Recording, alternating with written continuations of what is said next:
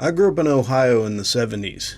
Me and my childhood friend Joe were outside all the time when we could manage it.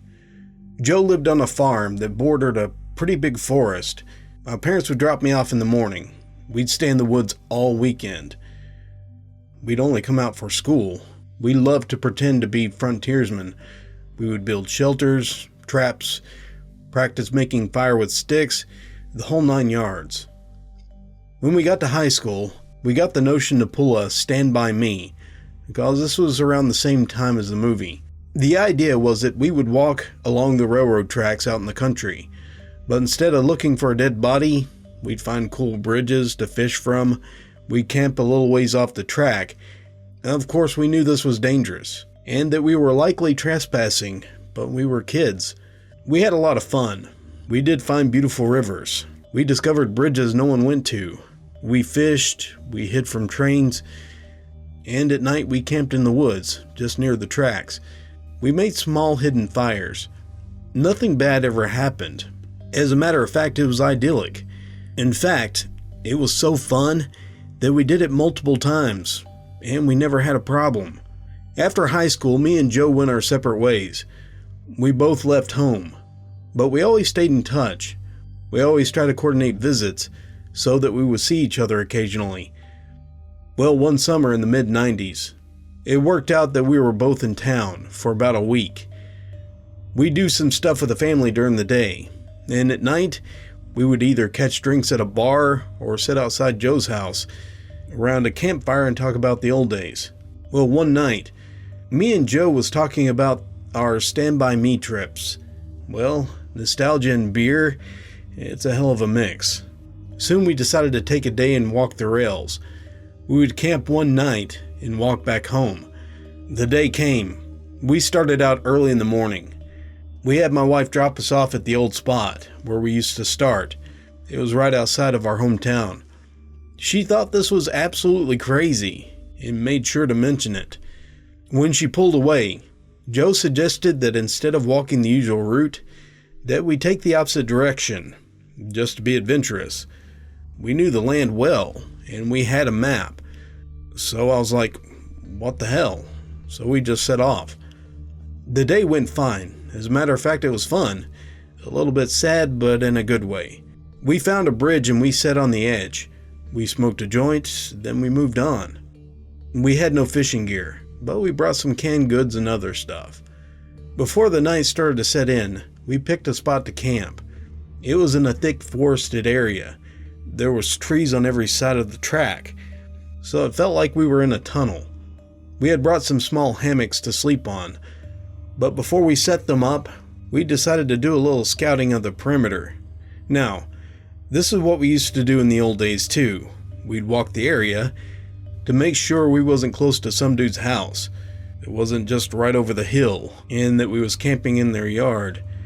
We walked maybe 100 feet or so into the woods, and there was a small incline. We figured if we didn't see anything from the top of this hill, we'd be fine. But when we got to the top, we saw an old building down at the bottom. It was about 100 yards into the woods. It was barely visible. We pondered over what to do. We both assumed it was a sugar shack, or something along the line, because there didn't appear to be a clear road to it. From where we were, there didn't look like there was anyone in it either. All was quiet. There was no movement to be seen. There was no lights. So we decided to walk a little closer, and just to make sure. We came down the hill very slowly, and as we neared the building, we saw it wasn't a sugar shack at all. It was an old church. It looked like it had been abandoned for years. It was a squat, saggy building, whose wooden planks were almost black from the years of moss and rot. The cross was still on the top, but it was also weathered black. None of the windows had glass, and it had no doors, just an open doorway. We got close enough to see inside. There were rows of pews, and a built-up section in the front where the preacher would stand. We didn't go all the way in. We didn't want to. Beyond all of that, there was no sign of anyone else. There was no footprints, no paths, no roads. It was an abandoned church. We left immediately, and we went back up the hill to the spot that we picked to camp. Having the hill between us and the church made us feel a little better, but we were still a little uneasy. We chalked it up to natural creepiness of seeing a church in the middle of the woods. Besides, at this point, it was dusk, so we just decided to rig up our hammocks and go to sleep, then move on early in the morning. The night set in. As we lay in our hammocks, we just chatted. Then we began to hear something in the direction of the church. Our conversation went about like this. "What is that?" "Sounds like people singing." It did. It sounded just like singing. We both slid out of our hammocks, and we hunkered down. We were straining to hear more. We listened for a minute or two, and the singing continued, but it wasn't getting any louder. Finally, we decided to creep back to the hill to see what we could spy, and to see where the sound was coming from. We could still move very quietly in the woods from the old days. It was second nature to us. The moon was barely out, but it provided enough light so that we wouldn't walk into a tree, but it was near pitch black. We didn't use flashlights as we crept slowly up the hill, and we didn't talk. We got to the top, and we saw a light in the distance. It was coming from the church, and the singing was coming from inside. Joe and I put our heads close together, and we had a hushed conversation that boiled down to, "Can you believe this?" "Yeah, no, right?" The light looked like candlelight because it was flickering, and though we tried, we couldn't make out what was being sung. It sounded like church music, but in another language. We sat and watched for a while, trying to see who was there, but we only saw occasional shadows. We had no intention of getting any closer. We had about a football field length between us, and we aimed to keep it that way. The singing continued for a bit, then it stopped. After that, a booming male voice began to chant. I was already freaked out, but this voice thoroughly scared the hell out of me. It sounded like some Old Testament preacher that you see in a movie. But again, it was like he was speaking a different language, because we couldn't understand a single word. Eventually it got to the single male voice, would say something, then a bunch of voices would answer in song. It lasted for a while, and then they all broke into a long, sustained wail that just kept getting louder. It got so loud and so disturbing that I covered my ears. Then it stopped. At this point, I just said, "Let's get the hell out of here," when Joe put a hand on my shoulder and he hissed, "They're coming out." We were far enough away that we couldn't make it out very well, but we could see that there was a line of figures walking out from the open doorway. They were all holding hands in single file. We could see that some of them had flashlights. They began to sing again, and the lights from the flashlights began to move toward us, to the hill. We booked it back to the campsite. We grabbed our stuff and we ran to the tracks. Once we were there, we ran down the tracks in the direction where we came from. After a few minutes, we stopped and we looked back. We saw the lights coming down the hill. They were moving erratically, like whoever was holding them was shaking them. We continued to run in spurts and to walk as fast as we could. We eventually stopped seeing the lights and we came to the road. By our map, we knew there was a small town about 15 minutes down it, so we walked there. We got to a 24-hour gas station and we called my wife to come get us. My wife and the other friends all thought we were just kidding around, but I heard those voices, and they sure as hell did not sound like kids. I'm not sure who those people were, but that was definitely the creepiest thing that ever happened to me in the woods.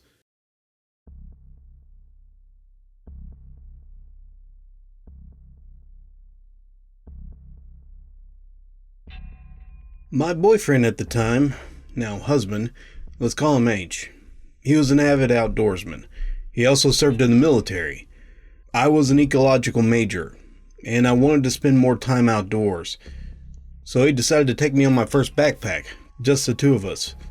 For those who aren't familiar, the Grand Tetons are well known for their wildlife, specifically grizzly bears. Seeing grizzly country signs all around every corner wasn't doing much to calm my nerves. Note that I haven't seen a grizzly bear except for once, and I was inside of a car, so I was relatively safe. My boyfriend looked like Indiana Jones. He had a machete hanging at his belt, large knives attached to each side of his pack. He also had bear spray on his waist. At the beginning of the 25-mile journey uphill, you're supposed to make noises so as not to startle the wildlife by accidentally sneaking up on them. We were about an hour in, and were almost at the top of an ascent. I noticed that the woods had become completely silent, save the rushing stream that was on our left. Silent woods are never a good sign. This usually indicates that there's a predator nearby. At this point, I was in front of my boyfriend. We were about to crest the hill. Now, for the past 20 minutes, we said nothing. We were too tired to speak, seeing that we were packing 40-pound backpacks uphill. We noticed the silence at the same time, and we gave each other a knowing glance. I came over the top of the hill, and I immediately froze. Sitting not 10 feet in front of me, in the middle of the trail, was a grizzly bear.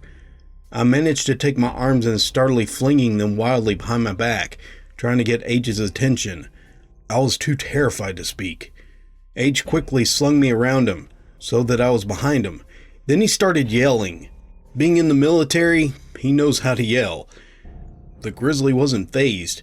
As a matter of fact, it started walking slowly toward us. At this point, I was on the verge of passing out from terror. The grizzly bear was like 5 feet in front of us when we heard this loud crack. It was coming from the woods on our right. The bear heard it too, and he bolted toward the stream. A second crack boomed again. This time it was closer than before. Then H said, "It's probably just some fallen branches." But we both knew that wasn't the case. At this point, we were walking quickly up the trail in an attempt to create some distance between us and the grizzly, and we still heard those strange noises. I felt the hairs on the back of my neck standing straight up, and at the same moment, H stopped moving in front of me. He turned around to look at me, and I turned around to look behind me.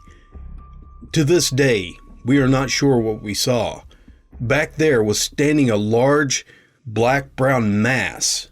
It looked 3 times bigger than the large grizzly that we had just seen.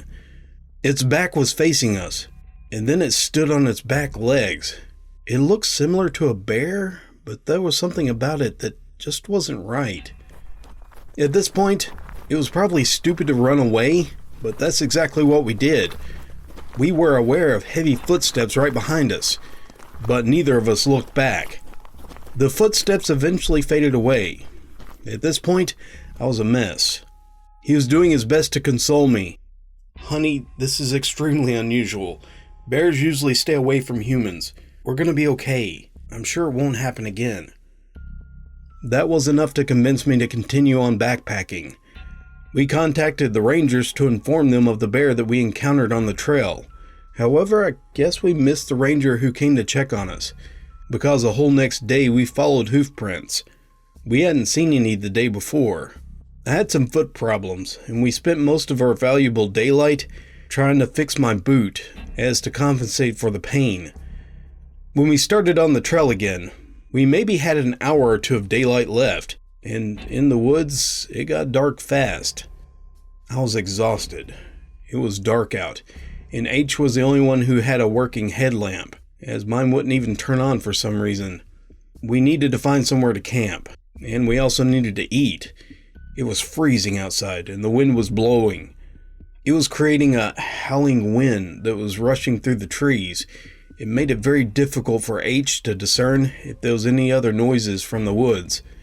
After an hour of hiking through the dark, we found a clearing. Well, it was more like a bowl. This place was strange. We both felt it, though he didn't tell me that he was freaked out until after we left. There was no moonlight, so all we had for illumination was his headlamp, a small camp stove, and a flashlight. Half of the trees were dead and fallen, just inside of the bowl. The vegetation everywhere else was very dense. This helped alleviate some anxiety. He started playing some music from a portable speaker. This didn't help much, but he did think that it would ward off predators nearby. This is when we knew that anxiousness wasn't just paranoia. The silence was back, and there hadn't been a single bird chirp since we arrived. It might have been because of the music, but because of our previous experience, we decided to turn off the music and head into the tent. As soon as we were situated in our sleeping bags, we heard deep cracks and thuds echoing beyond the tree line. We didn't know if they were fallen trees or not. There had been a lot of wildfires because there was very little rain this season. Then we heard it. A thud. We both froze. The sound wasn't an echo. It came from inside the clearing. Definitely not a fallen tree. Then another thud. It came from right outside our tent. We both stopped breathing. H's hand found mine, and we clung to each other, paralyzed. Something dragged across the outside of the tent, making an indent as it went along. It was thin, almost like a finger. "What is that?" I whispered, shaking. "I don't know. Shouldn't be a person. We're the only ones here on this side of the mountain." I was trying my hardest to stifle my sobs. I was trying to listen to what was going on outside. I could hear steps, but couldn't decipher what it was. The steps stopped. Then the whole side of the tent was slowly pushing inwards. At this point, whatever was outside knew that we were inside. So I shined my flashlight at the side of the tent. What I saw made my blood run cold. It was in the shape of a human face pressed against the tent. I could make out its nose and its open mouth, and each time it breathed, it made the tent around his mouth billow in and out. H said, "The hell with that!" He pulled out his Glock from the sleeping bag. He cocked it, and the sound shattered the silence. The face pulled back, and we heard fast footsteps heading toward the edge of the clearing. We didn't leave the tent until the sun was shining the next morning. The first thing we noticed was the smell of urine.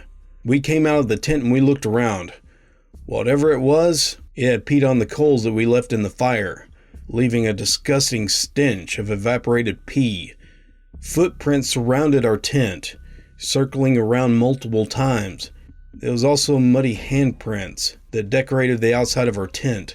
We think it was mud anyway. The takeaway? Wildlife is not the most dangerous thing in the backcountry.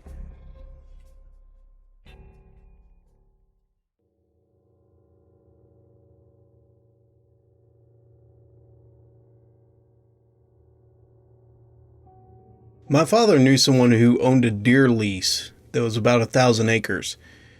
He was complaining about having a ton of hogs that was tearing up the land. Being open season on hogs in the south, my dad thought he would surprise me and take me down for the week for hunting. Not only did that help him with networking for his job, but it also gave us some quality father-son time. I was around 13 years old at the time. The drive took most of the day, so we got there in the early evening. The owner of the land had told us that he hadn't had anyone lease it for a year, and that the cabin on the property might be a little rough and dusty. I really didn't care. At this point in my life, I had been in the Scouts for a couple of years, and I spent a lot of my free time in the woods, either fishing or with friends. Needless to say, I was pretty comfortable roughing it. So after unlocking the gate and driving to the cabin, we settled in. After cleaning up a bit and getting our sleeping bags out, we set up our cots and we decided to go to sleep. Something about that night was weird. I never was able to get comfortable enough to fall asleep, and there wasn't really any restful moment. I couldn't put my finger on it. I just had a feeling of being watched. When we woke up early the next morning, around 7 a.m., we decided to scout around the land for tracks and signs of hogs, and to find a good place to set up a blind. It was the summer, so it was horribly hot in the afternoons. So morning was the best time to be out. After walking for about an hour, we came to an area of trees. It was lightly dense. Luckily, we found some signs of hogs, the typical torn up ground where they'd been rooting. So we followed them into some trees. I was looking for some more signs when my dad stopped me with his arm. I remember looking up and seeing someone standing about 50 yards away. Some of their body was blocked by the trees. This was private land, So they definitely weren't supposed to be there. The person was wearing a bright-colored red jacket. We slowly walked towards them. My dad called out something like, "Hey, we're hunters! This is private land!" The person didn't move at all. He was just dead still. We were about 30 yards away, and we can see that he was turned away from us. He had his hands in his pocket. The weird thing was, this person was in a ski jacket, and also ski pants. Now, this is in Texas, in the summer. It was about 98 degrees outside by then. My dad called out again, but no reaction. He told me to stay behind, and he unsnapped the clip from his pistol holster. That's all we had at the time, since we were only scouting the area. The rifles were back at the cabin. We approached this person's right side, and I stayed about 20 yards away. I was crouched down and watching him circle around to the front of the man, all the while talking to him, asking if he was okay. He finally passed in front of the man, and my dad just stood straight up, with a confused look on his face. I called out and I said, "What's wrong?" "It's a mannequin." I walked over to it, while my dad just stood there staring at it. There's one thing that really stood out the most. The clothes it was wearing were brand new. There was no dust, sap, no bird droppings, or sign of it being outside more than a day at most. At this moment, I looked at my dad, and I could see that he was getting worried. Almost immediately after that, I felt that feeling again, like we were being watched, and I knew my dad felt it too. I wanted to start crying because I was so scared. My dad whispered, "We're leaving right now." He grabbed my hand and drew his pistol. We scanned the area the whole way back, while I was trying to hold back panicked tears. We got back as fast as we could. It felt like an eternity, but in reality, it was probably only 45 minutes max. After returning, we packed up and we got out of there. We drove back home that day. We didn't talk the whole time. I remember after we left, my dad called his buddy, who was the owner of the land, and he was also confused. He said that he would go check it out the next week when he was in the area. He also said that he had never had an issue before with people because the property had high fences. I finally found out that my dad wasn't able to sleep that night either. It turns out, the next week, he got a call back from his buddy. He checked the entire property. He never found a trace of the mannequin or anything.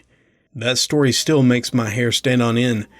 I have no idea what that was, but the paranoid man in me thinks it was some kind of trap or something. And if my dad didn't have a pistol, things probably would have been much different.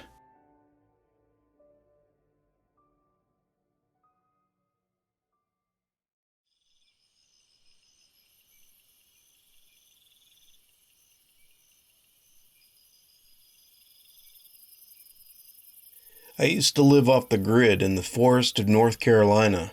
I lived with some friends in these small shacks. They were essentially sheds with a loft. They were all very close together. Living in such a primal and close condition breeds a kind of deep, trusting friendship that you can't really get living anywhere else. So naturally, we did almost everything together.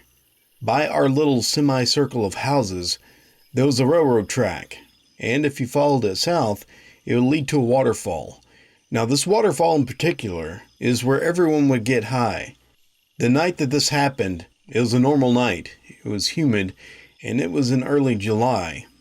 Now, a group of about 6 friends, consisting of Laura, Andy, Nick, and some of Andy's friends that I recognized, we decided to walk out to the waterfall in the dark. I was the only sober one in the group, so I felt a higher sense of responsibility for everyone. Therefore, I was on edge, and I was hyper aware of our surroundings. Others would walk faster, some slower, and some would stop altogether. So it was natural and expected that we wouldn't be able to see everyone at the same time. Andy was in rare form though. When Laura had to stop and pee, he came out of the bushes and scared her. Then he ran off ahead of the group. This really pissed Laura off. Since it was such a clear invasion of privacy and made it unnecessarily spooky in an already spooky night, Laura and I eventually got to where we could see Andy again, but he was walking by himself, then slipped right back into the bushes without even looking at us. We dismissed this as him just being high. We just kept moving forward. Still not back with the whole group yet, we realized that Andy had been following behind us, just far enough away that we could only see his silhouette. Finally, we caught up with the rest of the group, and we see all of us are accounted for. Even Andy. We asked if he got ahead of us and beat us to the group, when he was at least 15 yards behind us just a few minutes ago. Everyone went dead silent, as Laura and I realized that whoever scared her when she peed and followed us, that wasn't Andy or anyone else from the group. We never did find out who that was. As a matter of fact, we never made it to the waterfall that night.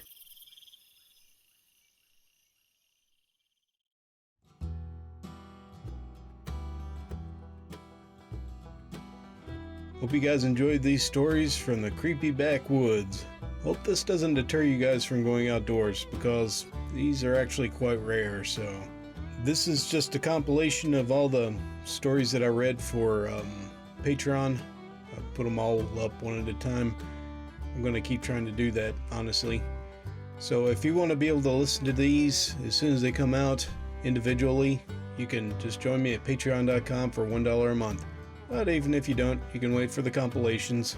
Most people like them in long form anyway. So I have a big project coming up. It's going to be a neckbeard saga. I'm not sure exactly how long it's going to be. The script is over 30 pages actually. And usually a 20-minute episode is like 10 pages. Just going on that, it might be actually close to an hour. I'm not sure yet. I got some voice actor friends coming to help out with the channel, so I can't wait to get their recordings and get all that put together. I've got to do my own recording too, so I'll look forward to being able to get that done. Thank you all very much for joining me, and you guys take care of yourselves. And until next time, this is Dallas, signing off.